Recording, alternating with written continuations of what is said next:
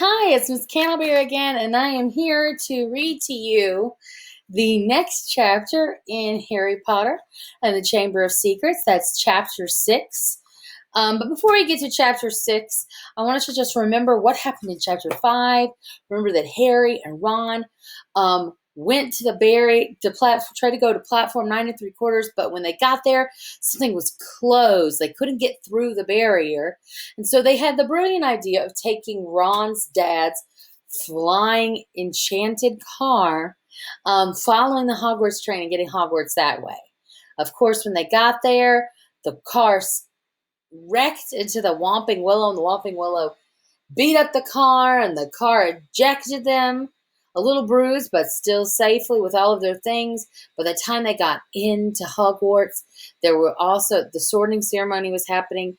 They were called over by Snape, and then of course Snape, wanted them to be punished and not be there anymore. But luckily, Professor McGonagall is allowing them, at least for now, to stay in Hogwarts.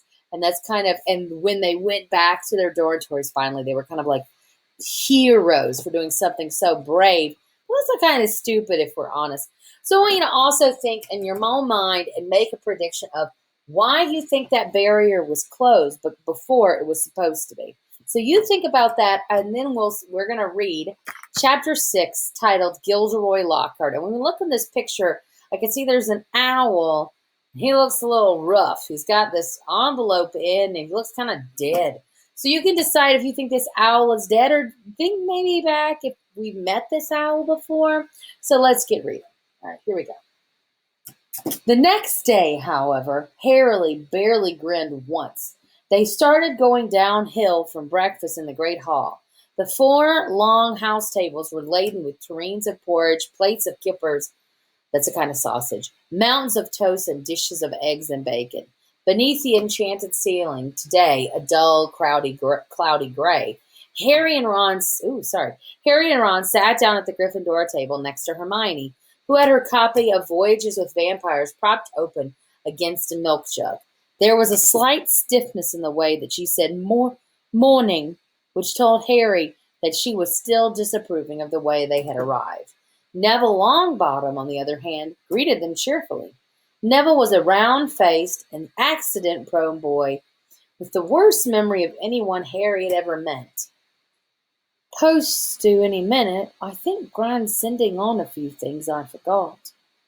Harry had only just started his porridge when, sure enough, there was a rushing sound overhead, and 100 or so owls streamed in, circling the hall, dropping letters and packages into the chattering crowd.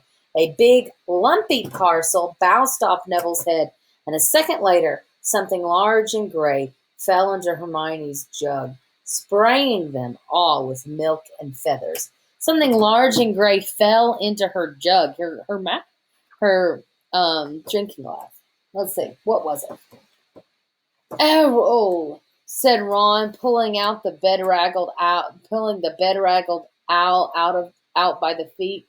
Errol stumbled unconscious onto the table, his legs in the air, and a damp red envelope in his beak. So there's Errol, right? Man, he looks like he's seen better days. They need a new owl.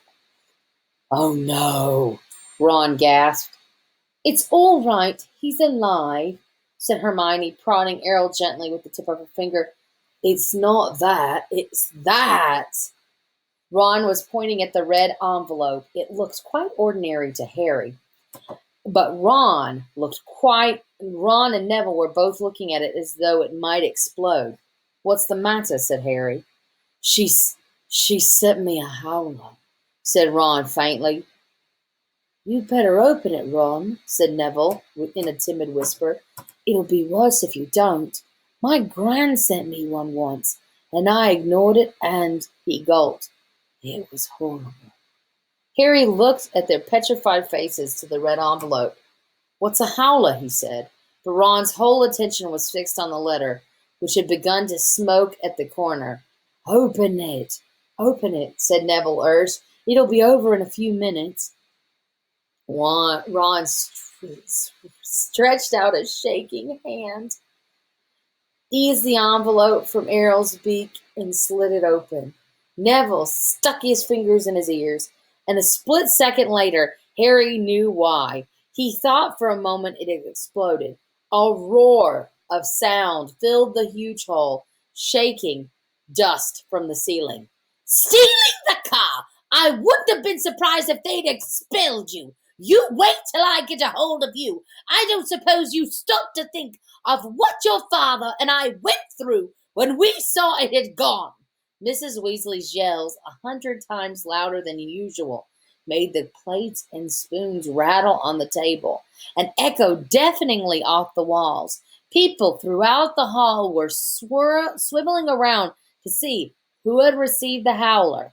Harry and Ron sank so low in his chair that only his crimson forehead could be seen. Letter from Dumbledore last night! I thought your father would die of shame. We didn't bring you up to behave like this. You and Harry both could have died. Harry had been wondering when his name was going to crop up. He tried very hard to look as though he didn't hear the voice that was making his eardrums throb. Absolutely disgusted. Your father's facing an inquiry at work. It's entirely your fault. And if you put another toe out of line, we'll bring you straight back home. The ringing silence fell. The red envelope, which had dropped from Ron's head, burst into flames and curled into ashes. Harry and Ron sat stunned, as though a tidal wave had just passed over them. A few people laughed, and gradually a babble of talk broke out again. Hermione closed voyages with vampires and looked down at the top of Ron's head. Well, I don't know what you expected, Ron, but you don't tell me I deserved it, snapped Ron. Harry pushed his porridge away. His insides were burning with guilt. Mr. Weasley was facing an inquiry at work. After all Mr. Weasley and Mrs. Weasley had done for him over the summer. But he had no time to dwell on this. Professor McGonagall was moving along the Gryffindor table, handing out timetables.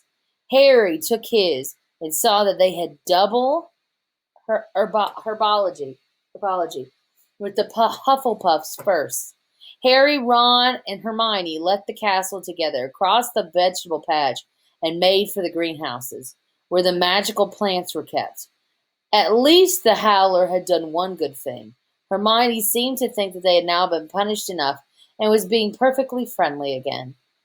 As they neared the greenhouses, they saw the rest of the class standing outside waiting for Professor Sprout. Harry, Ron, and Hermione had only just joined them when she came striding into view across the lawn, accompanied by Gilderoy Lockhart. Professor Snape's arms were full of bandages. Professor Sprout's arms were full of bandages, and with another twinge of guilt, Harry spotted the Whomping Willow in the distance, several of his branches now in slings. Oh, so I guess it did get damaged. Professor Sprout was a squat little witch who wore a patched hat over her flyaway hair. There was usually a large amount of earth on her clothes, and her fingernails would have made Aunt Petunia faint. Gilderoy Lockhart, however, was immaculate in a sweeping robes of turquoise, his golden hair shining under a perfectly positioned turquoise hat with gold trim. Hello there, Lockhart called, beaming around at the assembled students. Just been showing Professor Sprout the right way to doctor a Whomping Willow. But I don't want you running away with the idea that I'm better at herbology than she is. I just happen to have met several of these exotic plants on my travels. Greenhouse 3 today, chaps, said Professor Sprout, who was looking distantly disgruntled, not at all her usual cheerful self. There was a murmur of interest. They had only ever worked in Greenhouse 1 before. Greenhouse 3 housed far more interesting and dangerous plants. Professor Sprout took a large key from her belt and unlocked the door. Harry caught a whiff of damp earth and fertilizer, mingling with the heavy perfume of some giant, umbrella-sized flowers that were dangling from the ceiling. He was about to follow Ron and Hermione inside when Lockhart's hand shot out. Oh. And so here's Well, I'm going to let you look at this. I'm not going to read all the little notes on this page, but I will say that it says mandrake right here. That's important. So I'm going to start reading here, and I'm going to just let you guys look at this picture of this kind of reedy thing. Harry, I've been wanting a word. You don't mind if he's a couple of minutes late, do you, Professor Sprout? Judging by Professor Sprout's scowls, she did mind, but Lockhart said, "That's the ticket," and had closed the greenhouse door in her face. Harry, said Lockhart, his large white teeth gleaming in the sunlight as he shook his head. Harry, Harry, Harry. Completely nonplussed, Harry said nothing. When I heard, well, of course, it was all my fault. I could have kicked myself. Harry had no idea what he was talking about. He was about to say so when Lockhart went on. Don't know when I've been more shocked. Flying a car to Hogwarts? Well, of course. I knew at once why you'd done it. Stood out a mile. Harry, Harry, Harry. It was remarkable how he could show every one of these brilliant teeth when he wasn't even talking. Gave you a taste for publicity, did I? Said Lockhart. Gave you the bug. You got the front page of the paper with me, and you couldn't wait to do it again. Oh, no, Professor C. Harry, Harry, Harry, said Lockhart, reaching out and grasping his shoulder. I understand. Natural to want a bit more once you've had that first taste. And I blame myself for giving you that, because it was bound to go to your head. But see here, young man, you can't start flying cars to try to get yourself, sorry about that, I forgot you guys were looking at the picture, oops.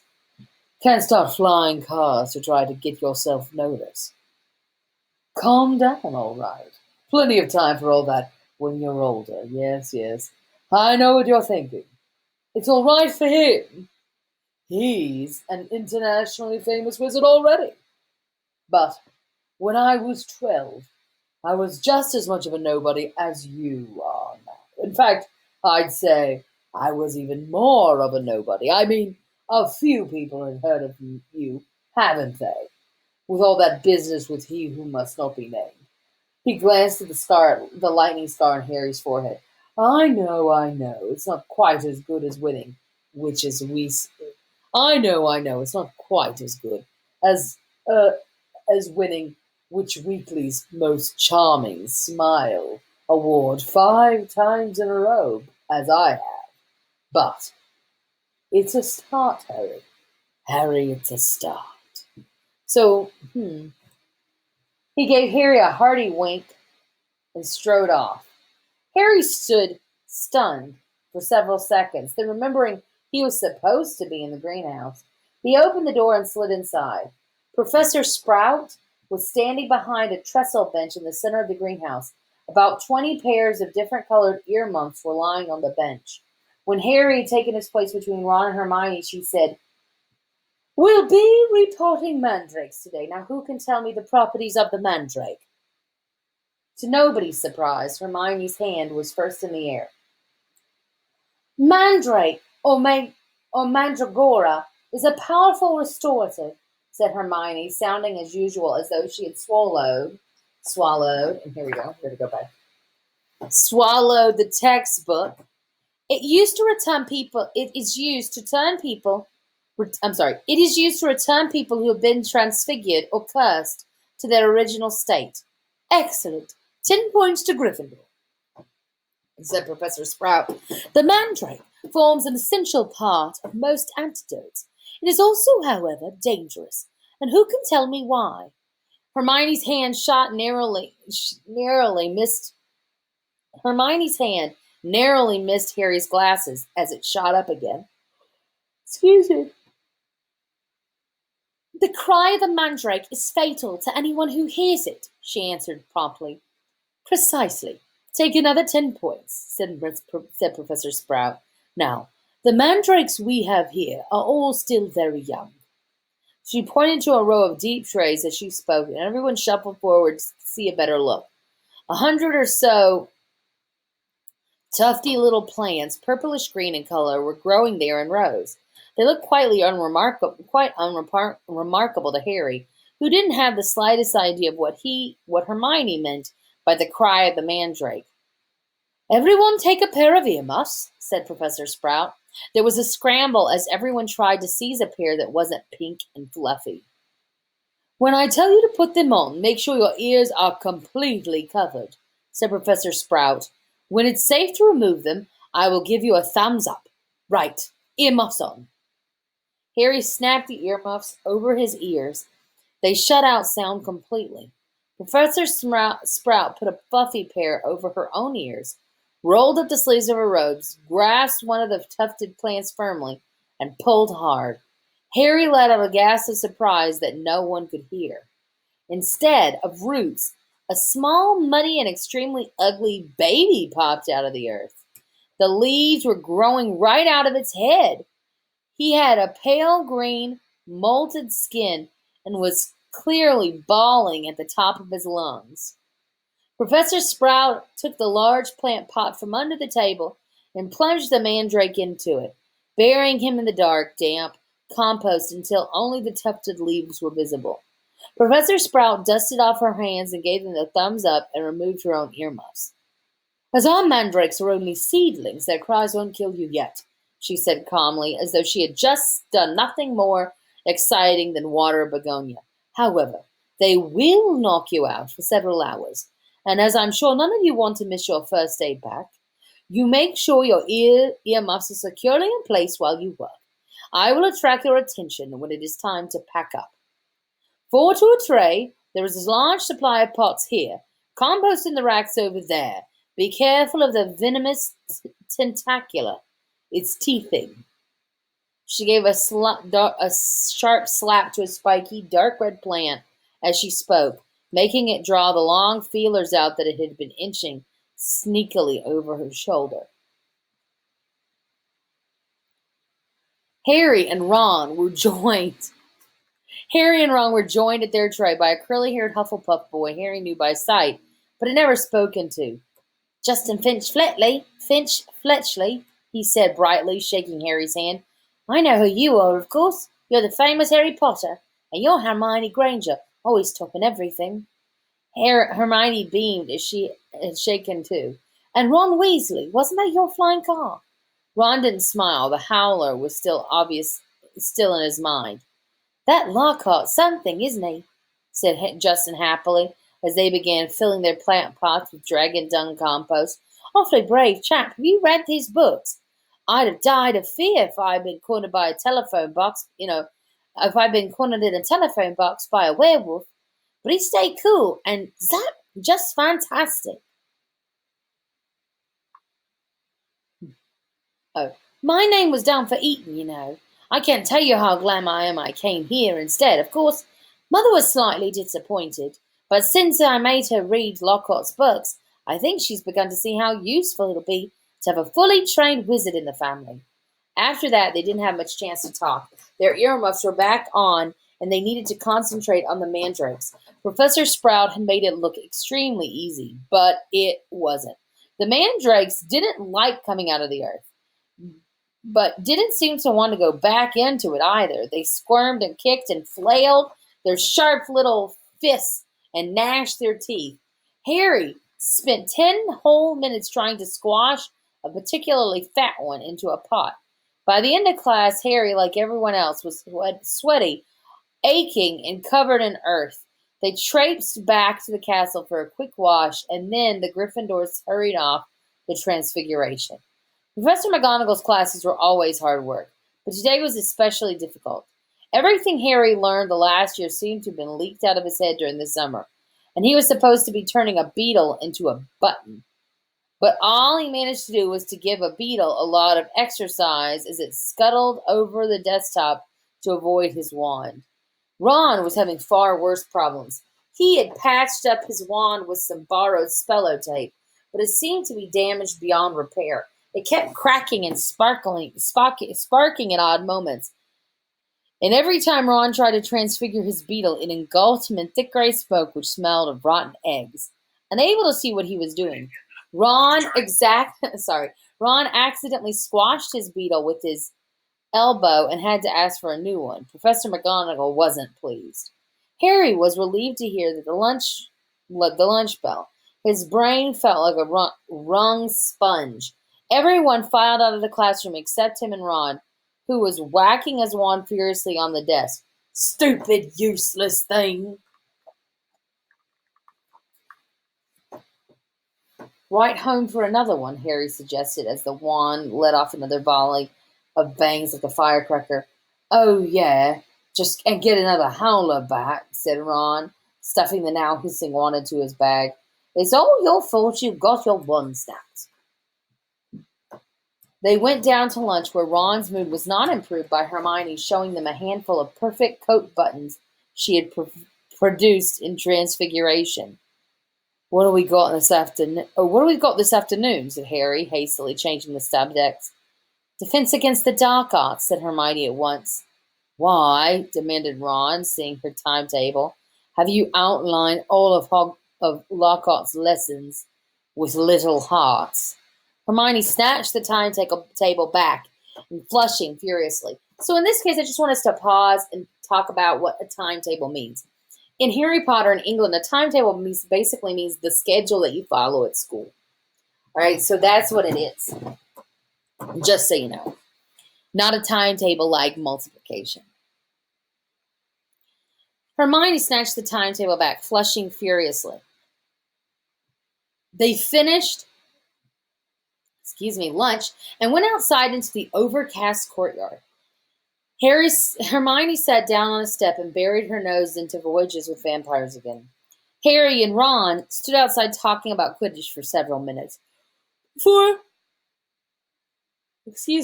Harry became aware that he was being closely watched. Looking up, he saw the very small, mousy-haired boy he'd seen trying on the sorting hat last night, staring at Harry as though transfixed. He was clutching what looked like an ordinary Muggle camera. And the moment Harry looked at him, he went bright red. "All right, Harry. I'm Colin Creevy," he said breathlessly, taking a tentative step forward. "I'm in Gryffindor too. Do you think it would be all right if... Can I have a picture?" he said, raising the camera hopefully.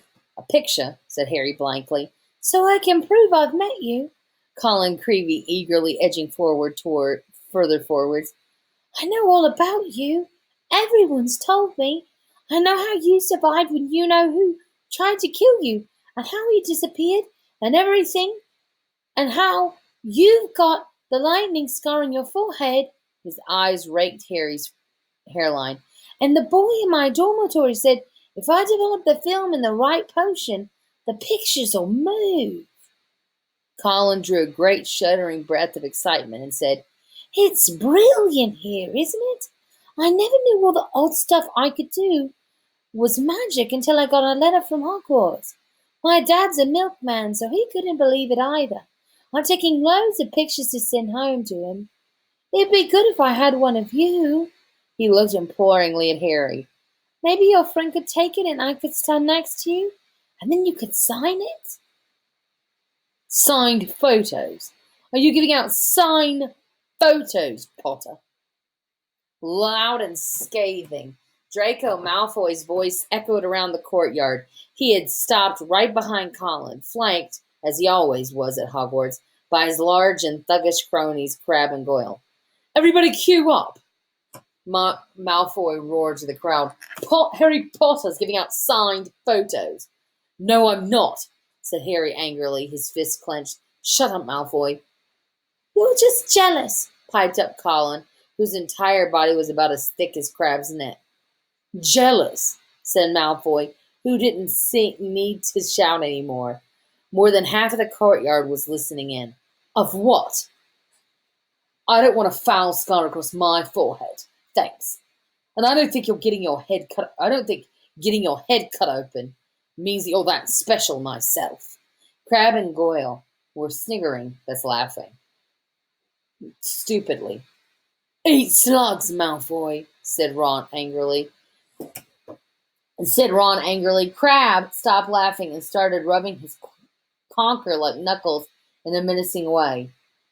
Be careful, Weasley, sneered Malfoy. You don't want to start any trouble, or your mummy will have to come to school and take away. Mummy will have to come and take you away from school. He put on a shrill, piercing voice. If you put another toe out of line. A knot of Slytherin fifth years nearby laughed loudly at this. Weasley would make a signed photo, Potter. Weasley would like a signed photo, Potter, smirked Malfoy. It'll be worth more than his family's whole house. Ron whipped out his spello-taped wand, but Hermione shut voyages with the vampire, and with a snap whispered, Look out! What's all this? What's all this? Gilderoy Lockhart was striding towards them, his turquoise robe swirling behind them. Who's giving out signed photos? Harry started to speak, but he was cut short as Lockhart flung his arm around his shoulders and thundered jovially. Shouldn't have asked. We meet again, Harry.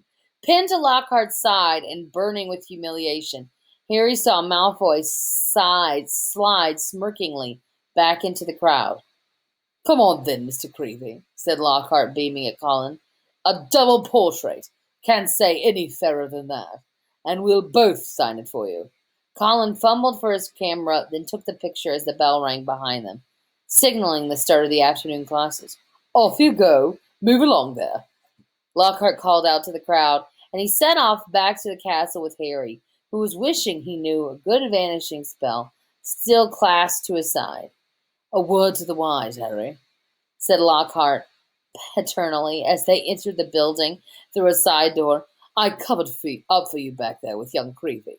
If he was photographing me too, your young schoolfellows wouldn't think you're setting yourself up so much. Deaf to Harry's stammers, Lockhart swept him down a corridor. Deaf to his stammers, Lockhart swept him down a corridor and stared with staring students and up a staircase. Let's just say that handing out signed pictures at this stage of your career isn't sensible. Looks a tad big-headed, Harry, to be frank.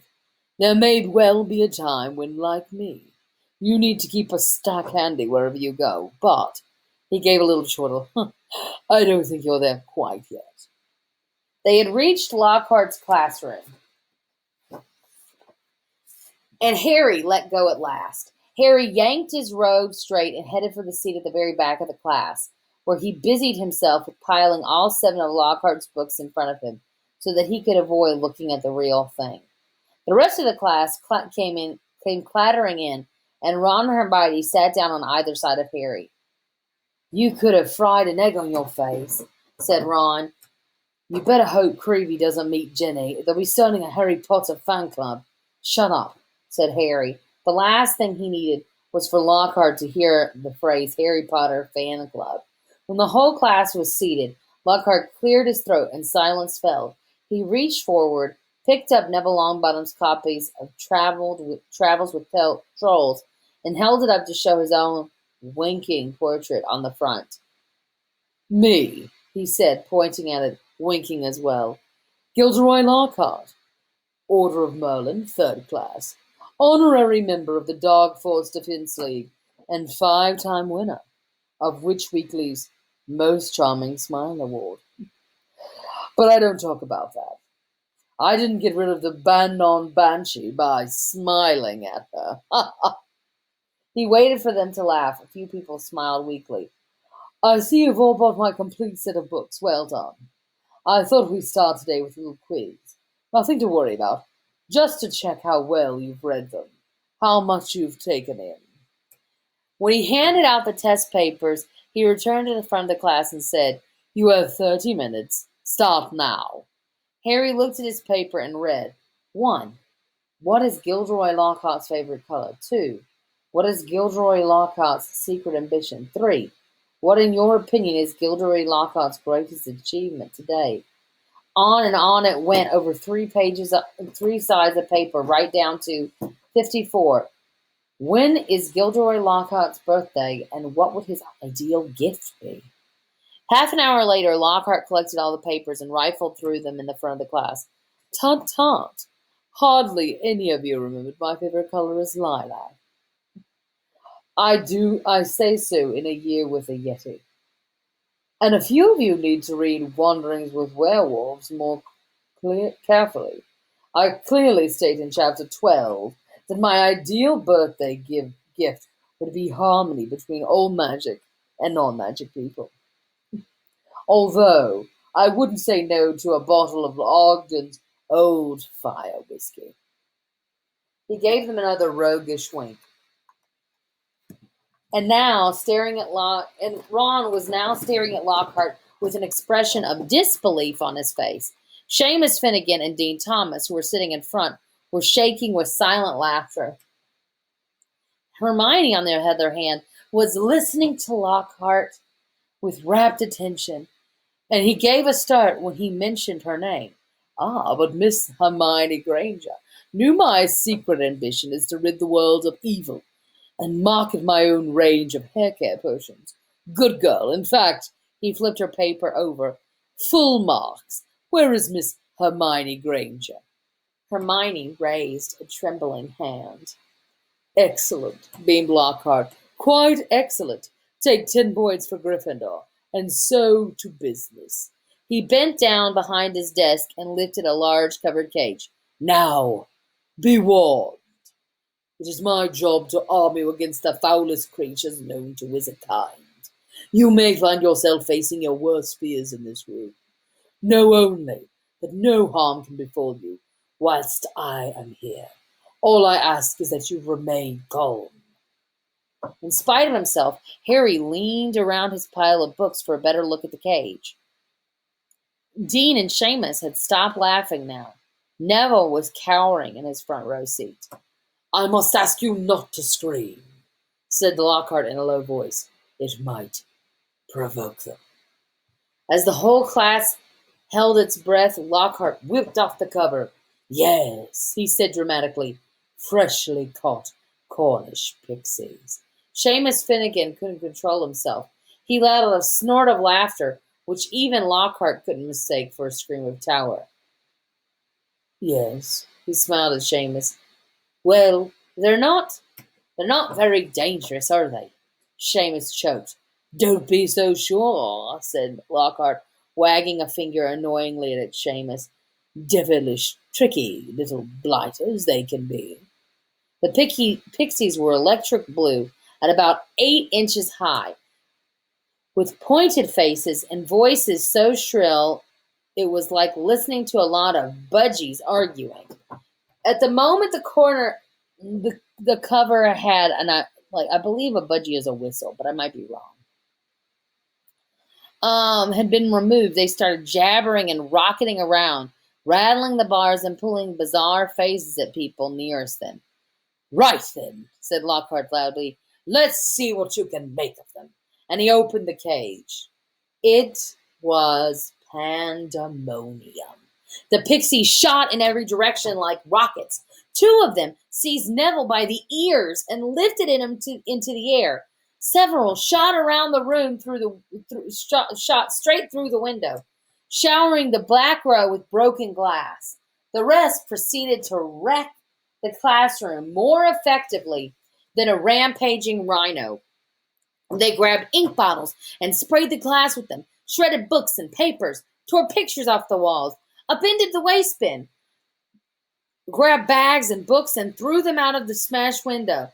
Within minutes, half of the class was sheltering under their desks, and Neville was swinging from the candelabra in the ceiling.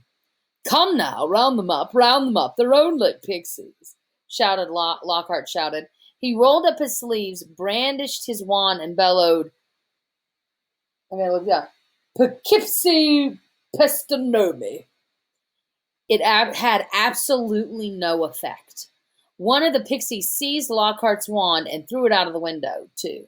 Lockhart gulped and dived under his own desk, narrowly avoiding being squashed by Neville, who fell a second later as the candelabra gave way. The bell rang and there was a mad rush toward the exit. In the relative calm that followed, Lockhart straightened up, caught sight of Ron, Harry, and Hermione, who were almost at the door, and said, Well, I ask you 3 to just nip the rest of them back into the cage. And he swept past them and shut the door quickly behind him. Can you believe him?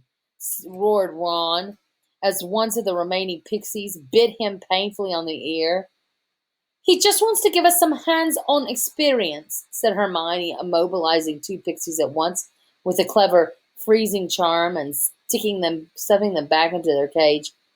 Hands-on, said Harry, who was trying to grab a pixie dancing out of reach with his tongue out. Hermione, he didn't have a clue on what he was doing. Rubbish, said Hermione. You've read his books. Look at all those amazing things he's done. He says he's done, Ron muttered, and that is the end of the chapter. So you can decide, do you think that Lockhart knows what he's doing, or do you think he's full of baloney? It's your choice. Think about that. And next time we will read chapter 7, Mudbloods and Murmurs. Looks like there's a little slug over there.